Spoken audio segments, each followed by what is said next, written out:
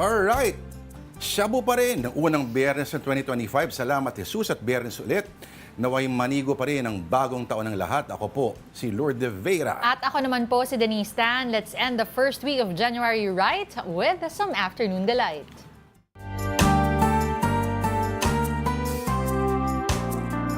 Okay, it's Friday. First Friday nga po ng taon, January 3. Ang ating delight of the day ay walang iba kundi ang pastil. Ayan. Bakit nga po ba pastil? Dahil Quiapo Day at doon kasi laging uso yung pastil. Oo. Kaya kamusta rin of course sa ating mga kapatid na Muslim at yung mga kapatid natin na Kristiyanong naghahanda para sa Traslacion. Ay kamusta din po sa inyong lahat at mag-ingat po tayong lahat dyan. Sa kabilang bahagi ito ng Quiapo, normally binibenta itong pastil. Sa kabilang side kasi andun yung mga siopawan, yung masarap na burger na... Anong burger? Naku, Diyos ko, ang pangalan niya ay Delicious Burger. Delicious burger. At yung amoy pa lang talagang mapapatawag ka sa PDEA. Nakaka-addict talaga yung amoy niya. At, pero ito, para sa mga kapatid nating Muslim, yung pastil kasi talagang, di ba naging na-feature na natin ito dati? Yes, oo. At nagkaroon ng konting issue dahil may kino-co-op at ginagamit sa paraan na hindi angkop sa kanilang pananampalataya. But ito may itlog Baka yun yung set nila, hindi ko din alam. Ganda yung itsura niya. Oo. Ito bang, ano ba itong parang hash? Manok ba yan? Mukhang manok yan, ano? Mukhang manok. Normally kasi siniserve yan with chicken sa banana leaves. No? At yung amoy, yung lemony na amoy na hindi yan yun. O iba pa yun. Oo. So naghahanda na po tayo para sa pista ng Nazareno sa susunod na linggo. Ayan. Kaya yung mga kapatid natin, ito sa mga major coverage dates para sa mga kapatid natin sa industriya at para sa mga kapulisan, isa rin sa mga busy petsa ng taon. Di ba yung una pa lang. Naalala natin yung isang kwento sa atin ni Mary mo nung isang araw na halos nasa 6 million ang expected at tataas pa daw yan. Yung nakikita nilang mag-a-attend. At ang mga nag-o-observe na foreigners, partner, sila yung mangha-mangha kung paano na ma-manage yung ganon kalaking concentration ng humanity in one place.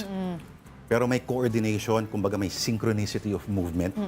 At Pinas yan Okay. Ngayon, ang latest po na mga impormasyon mula po sa Quiapo, 6 days before the annual Traslacion, mga kapatid. Ito, around 4,000 devotees attended the first Friday Mass of the year sa Minor Basilica and National Shrine of Jesus Nazareno. At marami pong bumiyaya from different provinces undeterred by rain.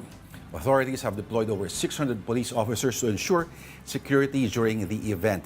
The Traslacion is set for January 9. And speaking of the iconic Quiapo Church, ginagamit na din po ang mga masses online ng mga scammers dyan. Ang tanong, paano nga ba? Nandito ang report ni Mobile Journal, maybe Ate Adja. Bagong taon pero meron pa ring mga scammer. Ngayon nga, ginagamit na rin para manloko ang pangalan ng poong Nazareno. Ganito karami ang nagpupunta sa Minor Basilica and National Shrine of Jesus Nazarene sa Quiapo. May misa o wala, binibisita na ito ng libo-libong deboto, lalo na tuwing pista ng Jesus Nazareno. May ilan naman na nananatili na lang sa kanilang tahanan para magmisa online. Pero bukod sa pagsisimba, ang ilan ay pinipili pang mag-alay ng donasyon upang makatulong sa pangangailangan ng parokya. Ang kaso nga lang, may ilang peking mga account sa social media na nagpapanggap bilang opisyal na simbahan ng Jesus Nazareno. Marami po sa YouTube ang talamak ng pangungopya, Ang ginagawa nila, yung mga lumang misa na ng Quiapo, dahil ito dati ay naka-live at recorded, kinukuha nila at ginagawa nila na ito daw ay live. At sa pamaraan na yon, humihingi sila ng mga donasyon gamit ang kanilang mga personal na GCash, personal na mga Maya account, at iba't ibang mga financial means channels to get funds. and to get support and donations. Ang ganitong panloloko, nagsulputan na raw noong nakaraang taon. Kaya abiso na rin ng simbahan na palaging antabayanan ang kanilang mga social media platform para maiwasan ang mascam. Bukod dyan, naging paalala rin ni Father Robert upang malaman kung legit ba ang donasyon na nagawa sa simbahan, humingi ng resibo. Usually po, ang ating GCash at ang ating Maya account ay nakapangalan sa ating Kura Paroko at Rektor, Rufino Siscon Jr. So kung may mga ibang magpadala po sa inyo na iba ang pangalan, automatic po yon. Ito po ay hindi sa Quiapo Church. Masakit man isipin na ultimo ang simbahan ay nagagamit para manloko ng kapwa. Lagi nating itatak sa ating isip na gumawa ng mabuti at mag-ingat saan man tayo magpunta. Mobile journalist Amy Atienza po, hatid ang muka ng balita. Alright, may impormasyon na labas kahapon. Ito ngayon magiging route ng Traslacion for this year. Of course, yung sa Quirino Grandstand, left to Katigbak Drive, right to Padre Burgos Street, to Finance Road, straight sa Ayala Bridge, turn left to Palangka Street, then right to Quezon Boulevard, papuntang Arlegui, papuntang Fraternal, Vergara, left to Duque de Alba, Castillejo Street, left to Farnesio and Arlegui again. Ay, hindi ka. Nepomuceno. Tapos left to Concepcion Aguila, Carcer Street, papuntang Hidalgo, papuntang Plaza del Carmen, left to Bilibid Viejo through Hilpuyat, tas JP de Guzman, papuntang Hidalgo, left to Quezon Boulevard, kanan sa Palangka sa ilalim ng Quezon Bridge, at sa Villalobos through Plaza Miranda papunta sa Quiapo Church. So ito, may lagpas 14,000 daw na personnel na i-deploy ang PNP. Gano'ng kahaba ba yung, may nakalagay ba? Gano'ng kahaba yung stretch ng inaano nila? Kilometers? Kilometers, oo. Kasi ang dami nung turns na sinabi mo ba, ilang ikot yun sa ano? Oo, pero maganda siguro na ikonsulta natin yan Diba? sa mathematicians. Pero Oo, nakapaa oo. sila. At yung Oo nga. factor din kasi minsan dyan yung pag-usad. No? Marami, iba-ibang iba-ibang taon, iba-iba rin yung... Pero naalala ko noon, inaabot talaga ng gabi yung pagbalik sa simbahan. At naalala ko noon, si Mian Los Baños pa yung nag-cover noon kasi ang tagal. Bakit? Naalala mo kung bakit? Sa sobrang dami. Sobrang daming tao, sobrang daming sumasampa. At hindi ko alam, hindi ako sigurado kung may pagbabago sa route noon, ano? Pero alala ko yun. Ikaw ay Hindi pa. Naku. Ang fascination ko doon, alam mo before, isa sa mga lagi kong iniisip, yung fact nga na barefoot sila, no? Ano kaya yung preparation doon? No? Para to make sure na walang mga debris that would put the devotees at risk? Maliban sa foot spa? Dapat wag ka muna magpa-foot spa.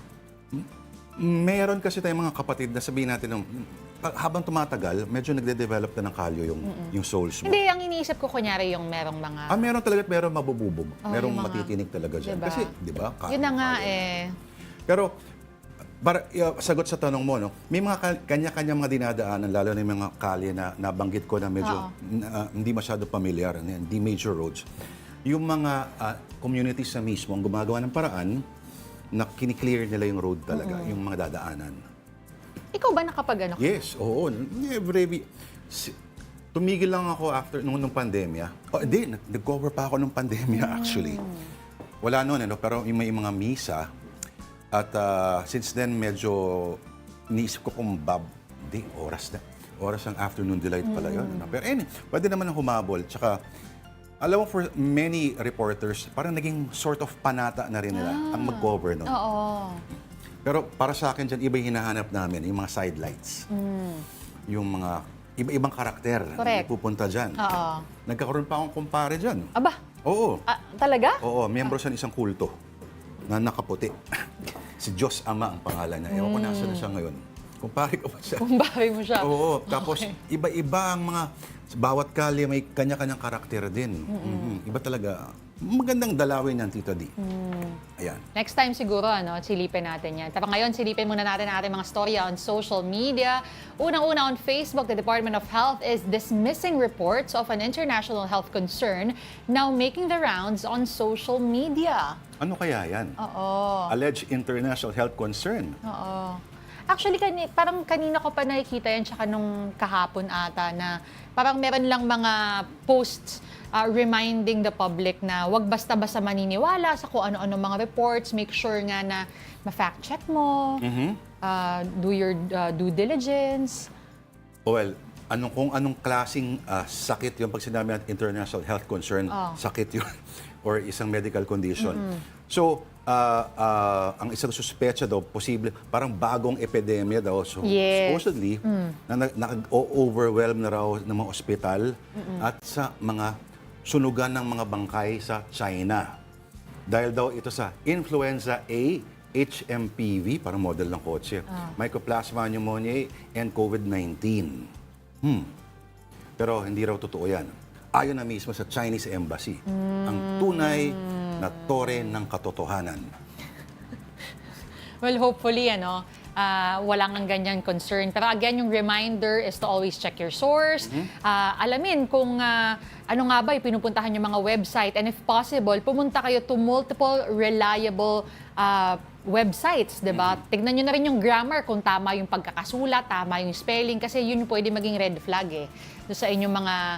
Pwede rin namang hindi lang na proofread, Pero hanapin nyo sa iba-ibang sites na reliable, yung talagang alam nyong Ito lang, lalong-lalo sa tatay ko, kung nanonood ka ngayon, tay. Tito. Meron kasi mga people of a certain generation minsan. Itatype nila yung, akala na CNN na type nila, pero nilalabas. Parang CNN.1 Ay ba? o .tv/ ganyan. Okay. So unang tingin mo, kung medyo mahina-hina loob mo at pag-unawa mo, akala mo CNN talaga yung pinupuntahan mo, pero parang it's something that pretends to be CNN. Isang kunyari YouTube channel, at kaduda-duda at questionable talaga yung mga napapanood mo ron. Ayun. O kaya again, BBC.tv, mga ganun, akala mo BBC, pero hindi. Well, again, kaya ang gawin nyo po, check nyo yung mga nakikita nyo dun sa, tawag doon? Address bar ba tawag doon? Oo. Tignan nyo mismo yung mga nakasulat na website. At tapos, i-double check nyo sa iba pang mga reputable websites as well, kung tama. Isa pa, pag napunta kayo sa site na binibentahan kayo ng kung ano-ano, mga pampalaki ng muscles, mga ganyan. Mga bagay-bagay, mga gamot na nanangako ng kung ano-anong mga mirakulo, masyadong too good to be true pa. So, pero again, marami tayong mga kababayan ang nadadali sa ganyan kasi hindi nga naman nila alam. Di ba? No way to tell. Nako, dapat makausap ulit natin soon, si Sir Mon. Sabihin niya, think ka muna. Think ka muna. Oo, think ka muna. Nasa na si Charles Lejano ba? Oo. Ayan. So, pero, nung una rin kasi, Tita D, nung kumalat yung COVID before, marami rin nako, hoax yan. Oo. I was gonna say nga na, again, sila naman ang nagsabi na hindi naman daw totoo, pero bantayan na rin natin, wala namang masama, but just make sure na yung pinupuntahan nga nating source, yung hindi mga gumagawa lang din ako ano-anong kwento. Legit na source ang Chinese Embassy. Pag sinabi nilang ang Pilipinas ang nambunggo ng mga barko at hindi sila ang nanguna. Pilipinas ang nanguna. Paniwalaan natin sila. Lahat ng incidents, Pilipinas daw ang nanguna. Diba? Pero anyway, magkakaroon naman ng official declaration yan. In fact, magagaling ang mga doktor natin. Minsan lang sa PhilHealth nagkakain. Nako, ibang usapan yan. Pero ito, ibahin na rin muna natin ang usapan. Punta tayo ngayon sa Philippine Star via live, visa-free countries to visit to enjoy the winter season. Okay, sige nga, ano nga ba ang mga visa-free countries? So, kung naghahanap kayo ng lugar na malamig, yung malamig talaga na paglabas mo ng building, talagang naghahanap ka ng bigyan ng jacket or winter coat. Ayan. Ano yung mga lugar na yan, Tita D? Hong Kong, malamig na daw ngayon. I believe para nasa 15 to 19 degrees daw. And Hong Kong is only visa-free for transit, tourism, or business for Filipinos if they stay in the country for no more than 14 days. So may limit din naman yon. Under the current policy, Filipino citizens do not need a visa to enter Taiwan as long as they only stay for up to 14 days. Yung Taiwan, interesting din, Lord. Kasi ito, may picture tayo dito na para nasa bundok. So, ang alam ko, kasi ako naaya ako before I wasn't able to go. Pero nung inaaya nila ako, they were like, let's go to the mountainside kasi pwede dun like skiing, snowboarding. So meron talaga silang areas, Talaga? I May think ganun, na may snow kasi, and they could feature yung mga ganyang klaseng areas. Would have thought na ganong kaliit na isla ay may mga... Meron daw maliliit na na kung saan ka pwede mag-try. Well, kung hindi ka naman mahilig masyado sa snow, yung Taipei mismo is worth visiting. Oo, tsaka malamig din doon. Lumalamig din talaga. Yes, at kung mahilig kayo sa mga parks, I swear to God, magkakaroon kayo ng renewed appreciation para sa mga parke pag dumalaw kayo sa Taiwan. Ako natuwa ako. Pumunta kami ng parents ko early last year. Tapos ganun lang ang trip namin. Di So ba? umaga, lalakad kami, we'll have coffee, upo sa park. We'll go somewhere, ikot-ikot. Pagdating sa gabi naman, mga night market. Yan. Oo. Pasilin. Oo. Kung saan-saan. Oo. Kung gusto ninyong food trip, at talagang baboyan talaga ng sarili. sa Kumakain ka pagkain. ng stinky tofu. Yes, doon ko siya na-appreciate. Masarap pala sa pag may beer na kasabay. Nakasabay? Oo. Nun, bagay yung flavors niya. Pero gusto ko yung mga dumpling. Yes. Madami kasi akong kilala na hindi pa rin nila matik yung yung Mga sticky hindi tofu. sophisticado, mga palette ng mga yan. Pero alam mo, nakakaya sa Taiwan, ang mga Taiwanese pag pupunta rito sa Pilipinas, may visa sila. Oo. May silosa kasi. May silosang China. China rin to no? Yung nga lang na may mga nalilito pa rin sa pangalan. Pero yung isa na official, yun yung nagsiselos. Kaya siguro may pa-visa-visa Yung pa-visa pa nakailangan. O, ano pa? So Taiwan, ano pa? At ito, yung tourist daw can enter the island of Taiwan without a visa, pero hanggang 30 days lang din. So, tourists would have to take note of that. And they are not allowed to travel to other regions outside of the island. Okay. Ano pa ba? Yung mga nandito, meron tayong nakita, Israel. Jeju, tama. O, pero baka matakot kayo sa nangyayari dito sa Jeju Air. Oo nga pala. Pero, okay, snow pala sa Jeju, akala ko naman malamig lang siya pero puro rocks. Akala ko naman, like dagat siya. Kasi I always... Island talaga siya. Oo, kasi I always heard na parang siya, like a summer destination and whatnot. Pag nakita mo yung mga advertisement, di ba? Parang visit Jeju Island, visa-free. Tapos pagpunta mo ron, akala yata nila ay maraming mga nadi-disappoint kasi akala nila yung mga set ng mga yung mga drama. Oo, pero hindi. May isang pelikula na doon ng action siya, ang setting niya Jeju, ang ganda. Pero it's not what you would expect. Mabato siya at wala yung mga cherry blossoms na hinahanap ninyo. Itong Israel. Bakit visa-free ang Israel? Sa Israel din Israel medyo matagal-tagal ka palang pwedeng pumunta. Dahil? Magstay. Magstay, oo. You can go there, you can stay there visa-free up to 90 days. Saya, no? Sa Israel ka pupunta. 90. Buti na lang medyo may mga pause ngayon sa mga hostilities. Siguro kung pumunta kayo mga several months ago, medyo sabihin natin, nag-advance yung New Year celebration po ninyo. Anyway, kasi kung maalala niyo ng World War II, no?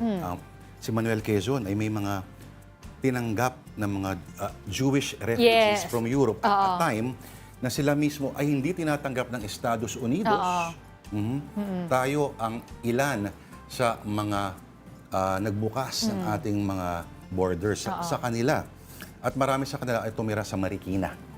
Bakit Marikina specifically? Well, You know? Marikina, bakit? Kasi hindi pa gano'n yata ka-populated ang Marikina. Nung time na yon. At, pero ito yung weird.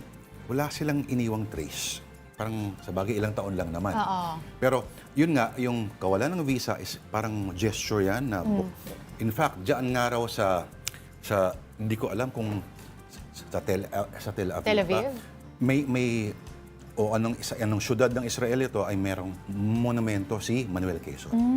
Hanapin natin yan. Parang pa-thank you. Okay. Mongolia, pwede rin. Pwede rin sa Mongolia. And then sa Mongolia, you can also visit without a visa, but short-term basis lang because you can only stay for 21 days. Ano naman ang gagawin mo sa Mongolia? Parang puro bundok sa Mongolia, no? Siguro yung mga mahilig, kung hindi shopping ang mga hanap ninyo. Ay, alam ko na. Ito, dog mga sledding, gusto ko yan. mga ice festivals Correct. daw. At saka, 21 days. rejuvenating hot springs ang sabi. Ang laki-laki ng Mongolia, my God. At sa Mongolia ay walang Mongolian barbecue. Ganun din. Oo. Pero, again, exotic destination ng Mongolia. Ang Israel nga naman, madali puntahan, kala mo. Pero ang ikot mo dyan, Matindi rin. Oo. Apparently, sabi sa akin, binulong nila sa akin ngayon na parang naka-hold daw ata yung mga tours ngayon sa Israel. Yes, As in lahat. Hulaan mo kung bakit. No, as in yung mga nagpipilgrimage, Yeah, lahat talaga. Kasi nga naman, Correct. parang every now and then may makakaaway ang Israel. I have to remember, it's a country na gusto siyang durugin ng lahat ng mga kapitbahay niya. Ay, nako naman. Pero dito ako na-fascinate. Maliban sa Hanoi, of course, sa northern part ng Vietnam, beautiful city. Itong isang lugar na medyo sumisikat siya ngayon. Oo. Ang tinatawag nilang the Switzerland of Vietnam. Grabe yan, Ang Sapa. Tsaka sunod-sunod yung nakikita ko rin on social media na talagang bumibisita dyan sa Sapa. Tapos lahat sila, balot na balot. Malamig. Ibig sabihin. Dahil daw sobrang lamig nga. Ang sabi, up to, minsan daw bumaba to 0 yung dyan, temperatura. Malamig talaga. Actually, Hanoi pa lang, pag dumalaw ka ng mga ganito, mga January, February, malamig talaga kasi medyo malapit-lapit na. Kakatok na sa China yan, Pero ito nga, kung pinopromote nila at pag akyat mo doon, pag sa gabi kung sa Swiss ang pinag-uusapan natin, mga Swiss Alps, may attempts at being European siya. At may mga rides, may mga charming mga little chateaus. Ayun, kasi may mountain chalets, kang etc. may mountain view ka. Tapos Correct. ito ba yung mga sinasabi mo na mga chateaus? Baka posible. Ako mga man baka dyan. mas maliliit pa Tapos sa water taas. pa, O, ganyan sa Switzerland. Kasi same na same yung itsura. akala mo puro bundok. Pagdating mo sa taas, may lake pala doon. Magugulat ka. Ayan. Ayan yung mga ilan lang sa mga visa-free countries na pwede po nating bisitahin At sa 21 days pala sa 21 days din. Oo. So, at mura-mura lang siguro. Ito, magandang idea ito Siguro pag depende rin sa season. Pero kung walang-wala ka talaga, may alam ako sa Pampanga, Saan? may snow. Gawa sa dinurog-durog na styro. Sa Pampanga. Ano yun? Nakalimutan ko yung pangalan. Basta Google nyo, Pampanga snow. Okay, hindi pa tapos ang ating mga story on social media. Ito naman on the Philippine Star. In the era of AI, here comes Gen Beta. Alam mo, medyo Beta talaga? Beta. Yeah, beta. Paano ba dapat? Beta. Beta? Oo. Hindi Okay, Eh, fine. Di ba, parang ano naman yan? Sige, pwede na beta. Okay. Alam mo, to be honest, yung alpha halos nawala sa isip ko. Okay. Gen Z pa din yung last na naiisip ko. Ako, hindi ako Gen Z. Ay, ako rin. Ako nga hindi Gen Z Ano ka ba, Gen Z ka? Millennial ako. Millennial ka ba? Ito, yung tinatawag kasi nila, yung builders daw is 1925 to 1945. Boomers, 1946 to 1964. Generation X, 1965 to 1979. Generation Y naman, 1980 to 1994. Gen Z, 1995. Ay, ako? Gen Y ako? 1995 to 2009. And Gen Alpha, 2010 to 2024. At ngayon naman, Gen Beta, 2025. Okay, balikan nga natin. Ano yung pinakauna? Builders. Builders. Oo. Ito yung mga 1925 to 1945. 45. Ito yung tinatawag ng the greatest generation. Sabi nga nila, Yung greatest generation na yan, sila yung mga lumaban sa gera. Yes. Sila yung post-war builders of what we now know as yung the largeness of the American industry. No? Yung post-war na ekonomiya, sila yung nagsakripisyo, who valued duty and sacrifice above all. At may konsepto sila ng nation. At sila yung nag-lay down ng groundwork for yung the modern superpower that we now know as the United States. Ano ba? No? Hindi lang, pati sa Europe, mga lipunan na ano. Ang sumunod naman dyan yung silent generation. Yung boomers. Hindi pa. Ang Ay, meron pang iba? Oo, yung boomers, ito yung susunod pa dyan. Yung silent generation, sila yung nag-conform, sila yung tahimik lang. So, sila yung mga pinanganak between 1928, 1945. Okay. Ang boomers, sila yung sumunod na henerasyon naman. Sila yung mga nabuhay yung panahon ng hippie. Sila yung panahon ng civil rights, yung panahon, halimbawa, ng yung post-World War, no? Pati yung Korean War, yan yung mga, hindi, sorry. Yung counterculture, sila yung umabot dyan. So yung mga hippie, mga beatniks, mga ganyan.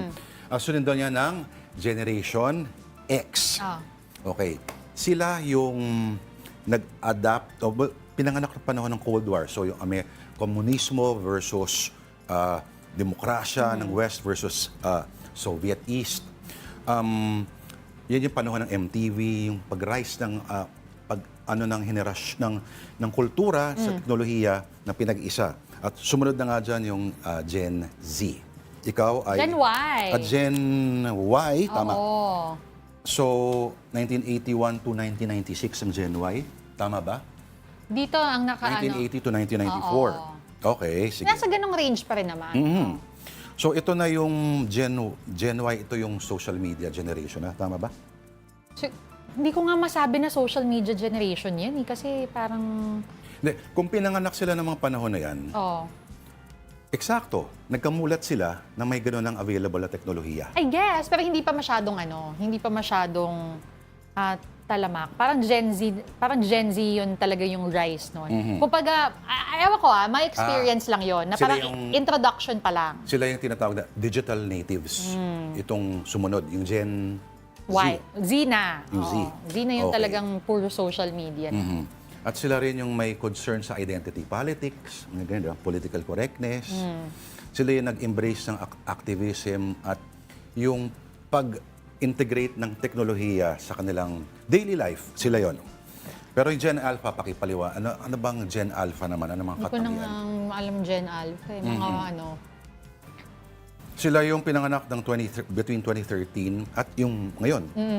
No? So, nag-stop siya sa 2024. Yes, 2024. Kaya start ng Gen Beta. Okay, so ano raw ba ang mga katangian ng Gen Beta? Ano nga ba? Ang sabi lang nila is yung mga kasama daw dito sa Gen Beta, sabi nila would most likely make it to the year na talagang parang yung reality and yung digital world parang seamless na daw. At malaking bagay dito, Tita Denise, yung artificial intelligence, magiging parang paglaki nila, nandyan na yan, yung AI. Hindi na yun parang kamangha-manghang superpower. Sa kanila parang ordinary normal lang. na. So, malamang may mga yaya sila na AI na. How does that work, ano? Alam mo, ang interesting for me, pag sa ganyang thinking, is how they will be able to experience, how they will be able to socialize early. Kung nasasanay sila na, kunyari, mas madaming screen time, mas madaming AI. Kasi mga bata nun, kahit ako na-experience ko yung pagkatapos mong magsiesta o bago ka magsiesta, pwede ka kumatok sa kapitbahay mo eh. Makikipaglaro ka. Pagkatapos mo magsiesta, sa bagay, o hindi ka pwede maglaro hanggat di ka natutulog. Oo. Hindi, pag summer, kunyari summer, pwede, di ba? Uuwi ka, makikipaglaro ka maaga, uuwi ka, kakain ka, tas siesta na yon. Tas hanggang sa hapon ulit, pwede. Sa amin kasi noon hanggang alas 6 lang eh. So, magising ka ng mga alas 4:30, pwede ka pa maglaro mga hanggang alas 6. Yung virtual na mundo, diba? mas magiging parang integrated yun sa buhay nila. Pero curious ako, ano yung mga kahinaan nila? Of course, siyempre, itong mga articles na to, pinupuri muna yung mga positive possibilities. Pero alam natin na bawat henerasyon ay may kahinaan. Sinasabi nila na yung boomer generations daw, ito rin yung medyo, kaya nagkaroon ng yung mga Gen X na medyo rebelde kasi may mga magulang sila na sobrang subsob sa pag-build daw ng wealth. Nakakalimutan daw ang pagkalinga. Pero ito mga to kaya, ano kaya ang kanilang... Ito, hindi ako magugulat lalaki itong mga to, na yung mga Tesla cars. Normal na lang sa kanila yun? Oo, siguradong normal na lang yan. Pero Ano, normal ba itong sunod natin pag-uusap? Ito pa, alamin nga natin. Ito, hot topic pa rin kasi to on social media. So, celebrity couple Barbie Forteza and Jack Roberto have broken up after 7 years. Barbie confirmed the split in an Instagram post on Thursday. She described their time together as 7 wonderful years full of, quote, laughs, ramen, and love. She also thanked Jack for his, quote, exceptional love. Barbie wished him well and asked the public for privacy. The couple, known as Jack B, started dating in 2017 after meeting on TV series Meant to Be. 7 years, no? 7 years. Naniniwala ka ba sa term na 7-year itch? May Ay. pelikulang 7-year itch. Pero lagi ko nadidinig nga yung Starring term na yun. Marilyn Monroe. At supposedly yung 7-year itch daw, pag umabot daw ng 7 years yung relasyon, kadalasan doon daw, wala naman scientific basis ito. No? Pero after 7 years, doon ka raw makakaramdam kung magtatagal pa kayo, itutuloy ito. Ako, depende siguro yan, no? How you guys adjust to one another, na kung medyo nafe-feel nyo na medyo hindi na kayo nag-grow, stagnant na kayo, or just try something new, I guess. What? Define something new. Like? Ha? Exceptional love, ramen? Kunyari, let's say sa 7 years, hindi na kayo masyadong naghahanap ng mga new dates, new experiences. Akala ko new dates. New ways of dating. Oo. Not new people to New date. ways of dating, yes. Kunyari, di ba, pag bago kayo, sige, try natin, let's say, bowling tayo, ganyan. Correct. Oh. Tama, magsabay kayo mag-learn ng new skill. Diba? Or new hobby. Kasi pwedeng baka ano lang pala yun, baka parang, I don't know, boredom, I Nabore guess. lang kayo. Oo. Sa boredom ninyo, napag-iinitan nyo yung isa't isa. Pwede. O kaya, since nabobore kayo, you find excitement elsewhere, di ba? Nako. Yung mga oo. ganyan.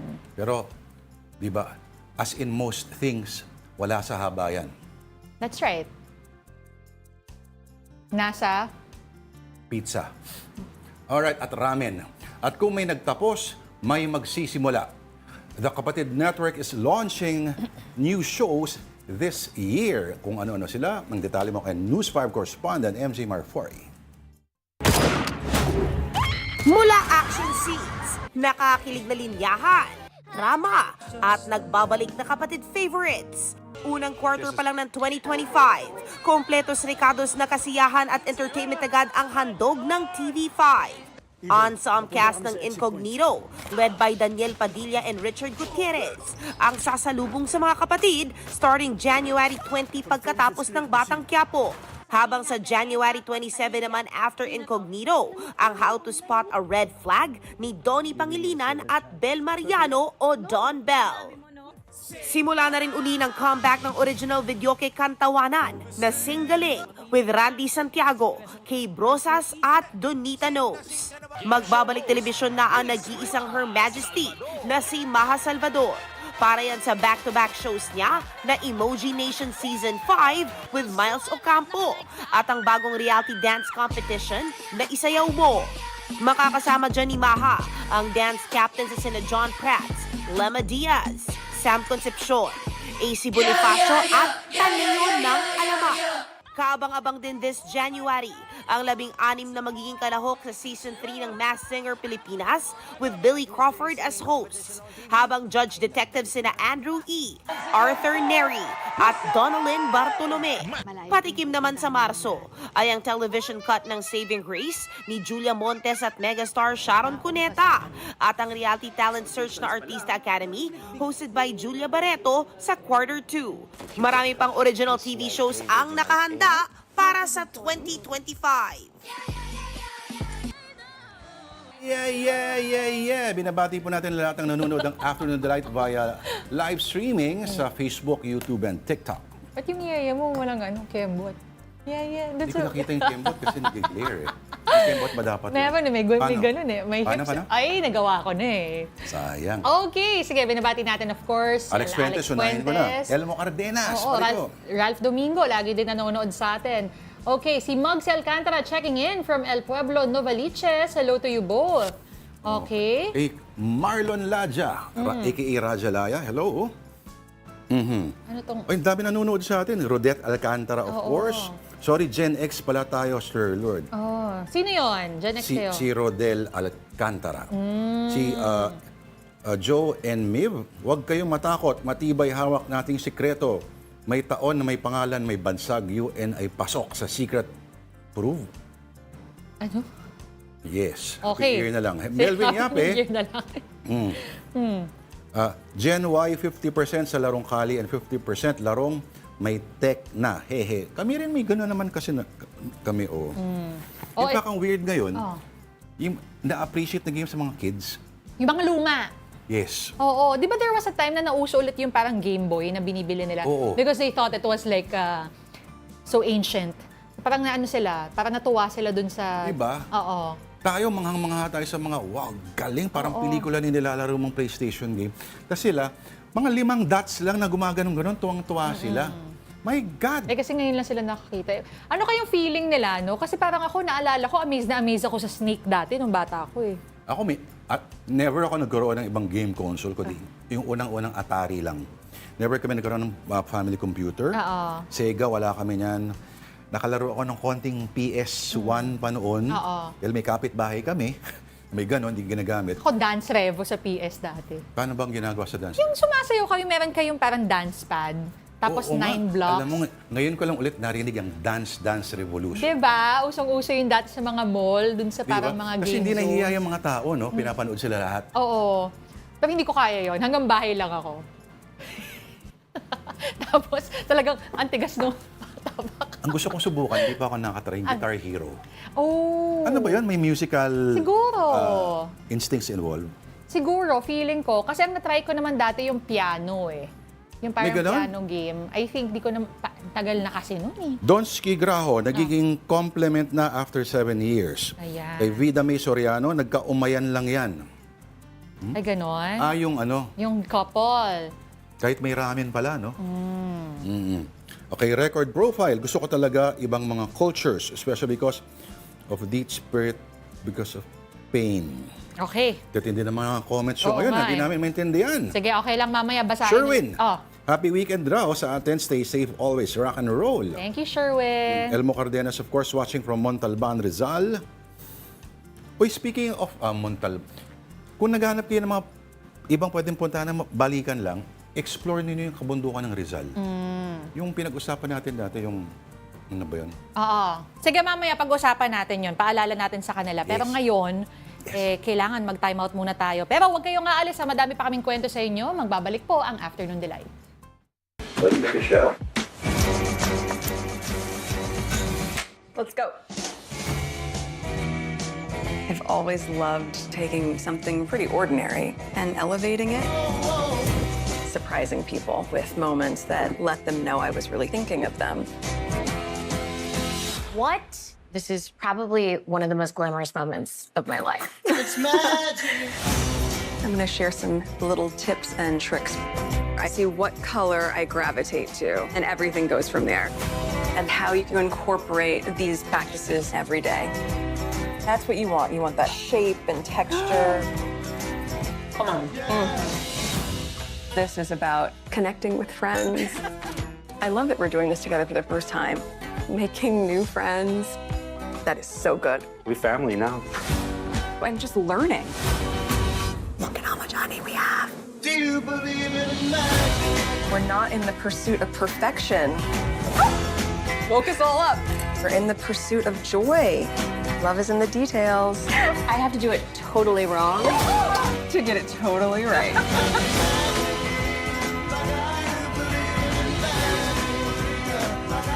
Look at what we made.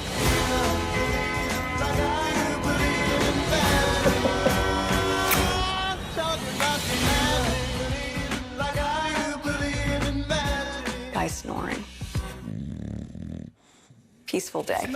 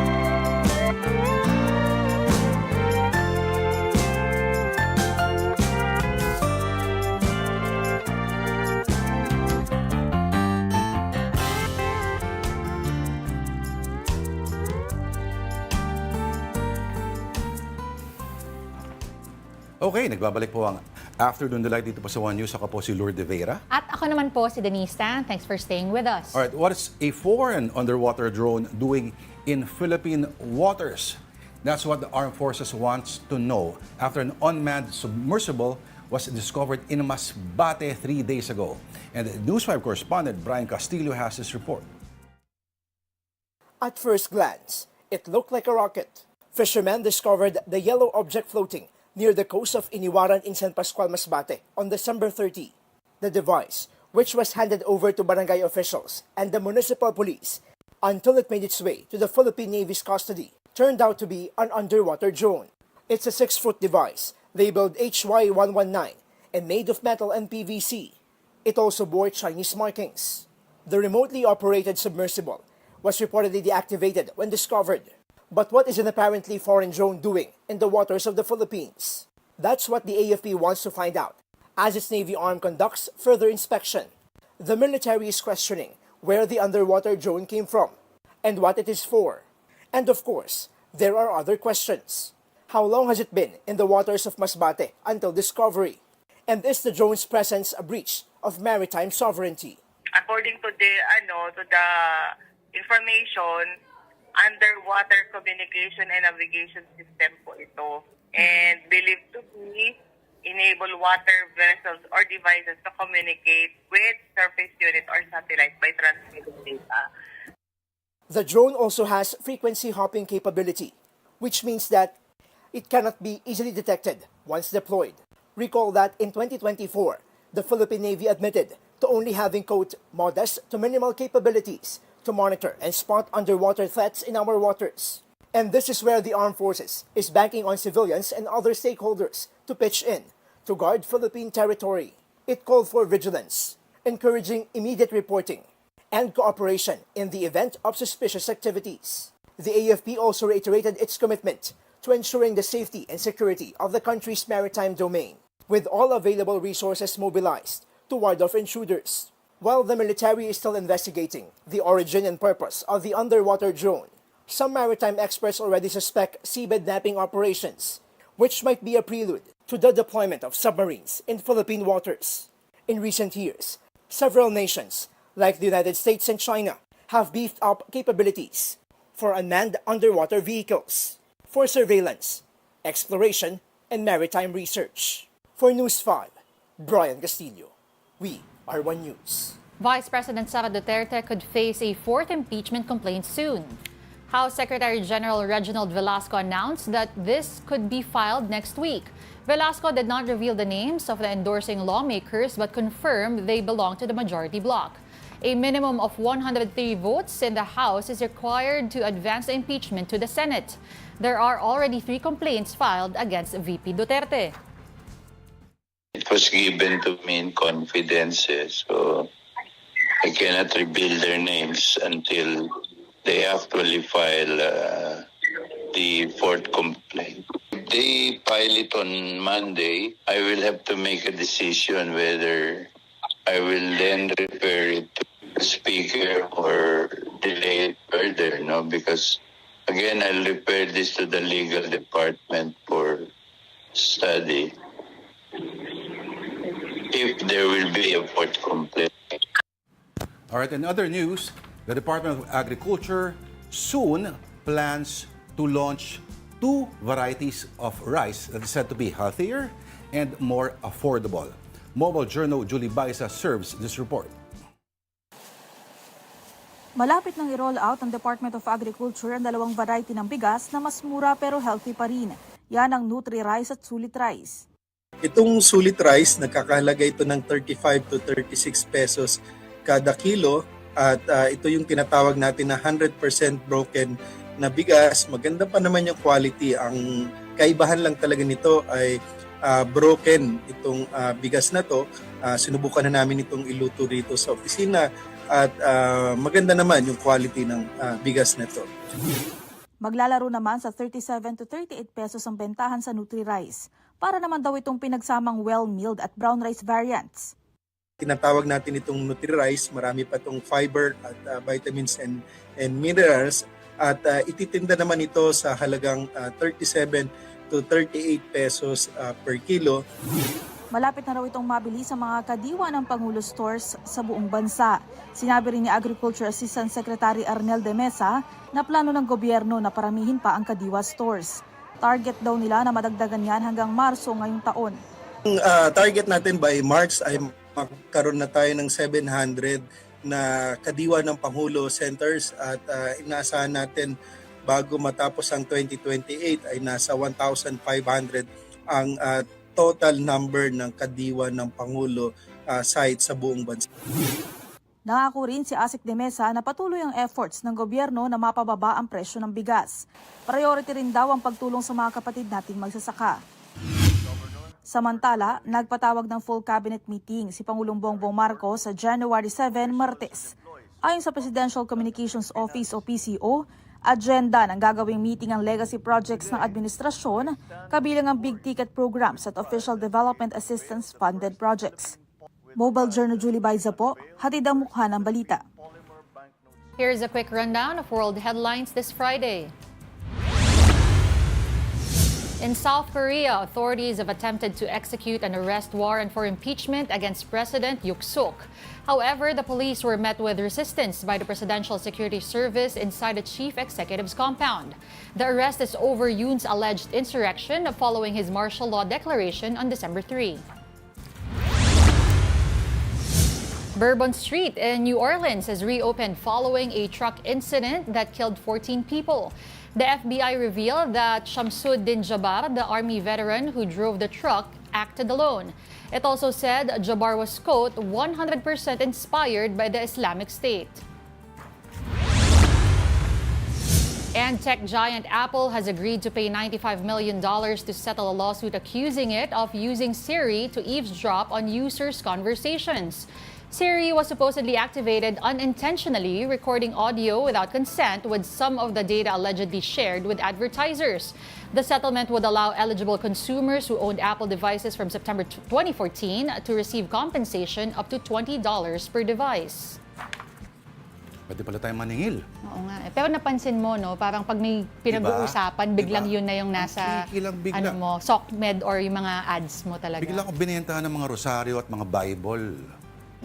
Ako mga crucifix. At mga church hymns na mga ganun. Parehas pala tayo mabait, Nakikinig sa akin si Siri. Correct. Oo. Anyway, okay, you guys are still watching Afternoon Delight on One News. Time for another breather. We'll be right back.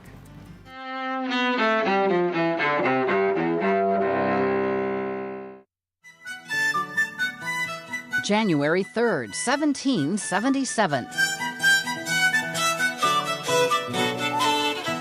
During the Revolutionary War, General George Washington's army routs the British in the Battle of Princeton, New Jersey. That follows Washington and his troops crossing the Delaware River and beating the Hessians in nearby Trenton.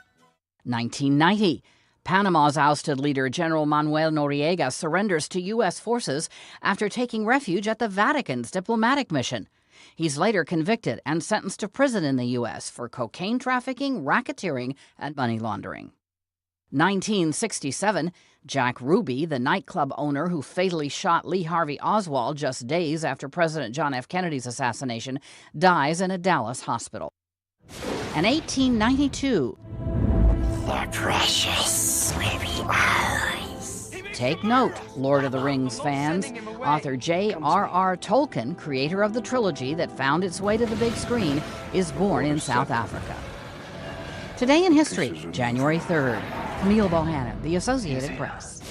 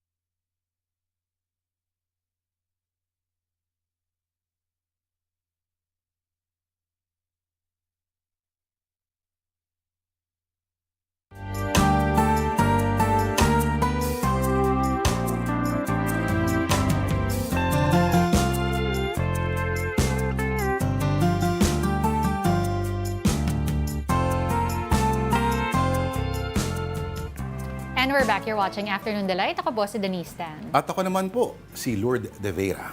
Now we talk sports. Filipino pole vaulter and Olympian EJ Obiena has dropped to 4th in the latest world rankings. Obiena earned 1,409 points as of the latest update on December 31.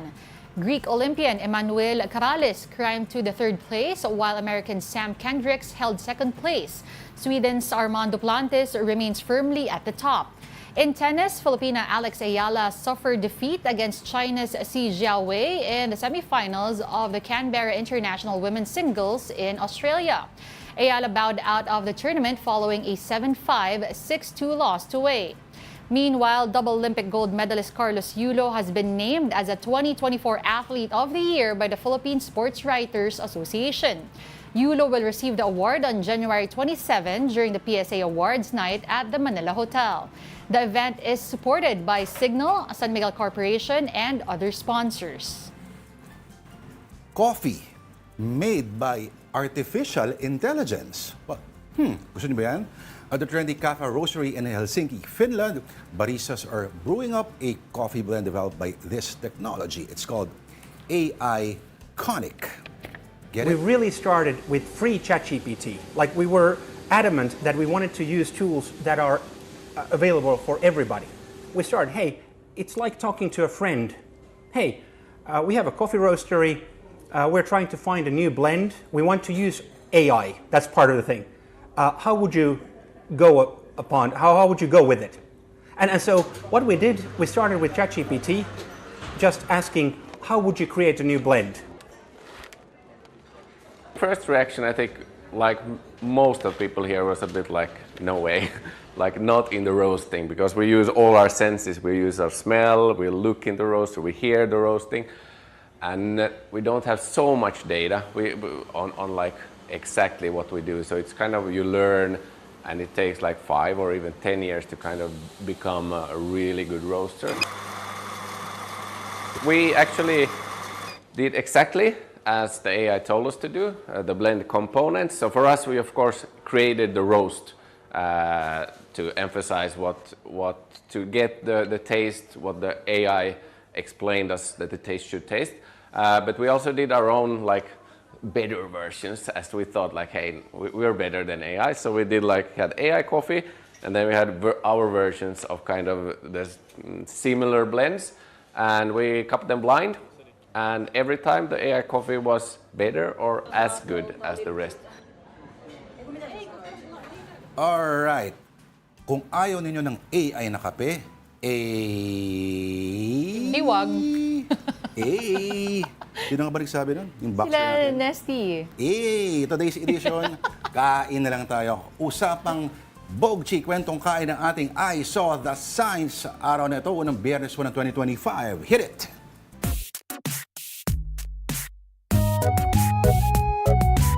Gagawin natin ko wala si Magsi Alcantara. Thank you again, Magsi. Okay, ito. Okay. When you say your Bubog with food, ito Anong yung ibig sabihin? resulta. Oo. Okay. Yung pansit daw, para sa mga pinagpalit sa pangit, may ganong, hugot? Ano yung mga Gets nakasulat ko. pa? Yung bubog na sinasabi niya, yung angst, Oo. hugot. Ano yung sopas? Hindi ko mabasa. Sopas, para sa iniwan na so fast. Mabilis ang iniwan. Taho, para sa pag-ibig niyang naglaho. At lugaw naman para sa mga walang manliligaw. Aray, grabe naman sa atake yung mga yan. Pero pag malamig, anong gagawin? Huwag maghanap ng jowa, sabi ni Miriam Santiago. Maghanap lamang ng lugaw. Na may? Na may garlic at kalamansi at chicken Alala ko na at shredded chicken. Okay, next. Ubos na ba ang lechon? Be creative. Hindi pa ako nakaget over sa lugaw. Oh, ang freaky nito ha. Ano yan? Nakita mo yung photo sa left. Left. Ulo ng baboy. Anong katawan? Manok? Manok. Galing. Napaka-surreal ha. Okay, ito naman sa kanan. Kung gusto ninyong maging healthy, saktong-sakto yan. Walang kataba-taba yung lechon na yan. Tsaka actually parang sakto rin kasi parang sinunog mo din lahat nung nung itinabi mo nung Pasko eh. What do you mean? Ay, di ba alkansya yan? Yung... Oo nga, no? Oh. Tsaka maganda yan, masarap yung plastic pag natunaw. At kulay, ano pa? Ano ba to? Lilac? Ba't nadidinig ko yung tawa ko? Okay, mula ulit kay Mugsy na may nagpapatag. Direct ha? Direct sample. Huwag na, ito na eh. Oh.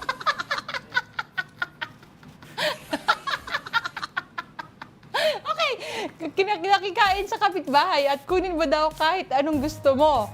Ang kinuha ni Kuya, tig-1,000 sa fortune bowl. Pwede naman. Kahit ano daw eh. Hindi nyo nilinaw eh. Ayan, again, gusto ko yung term na, ay, pagdamutan niya ng ere sa mga probinsya, di ba? Pagdamutan niya itong naihanda namin eh. Oo. Ano yung, baka guyamin? Baka langgamin pag madaming maiwan. Guyamin. Oo. Yung mga lechon na yan, huwag nyo nang patagalin pa, baka guyamin. Okay. Direct, bago tayo magtapos, sample ulit ng tawa ni Denise.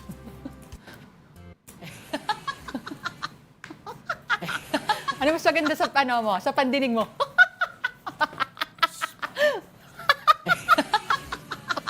Tama na! Sa Monday. Tama na. Magdadala akong iba-ibang variations ng tawa niyan. Odd lang sign to the tune of, mga tawa ni Denise to the tune of odd lang sign.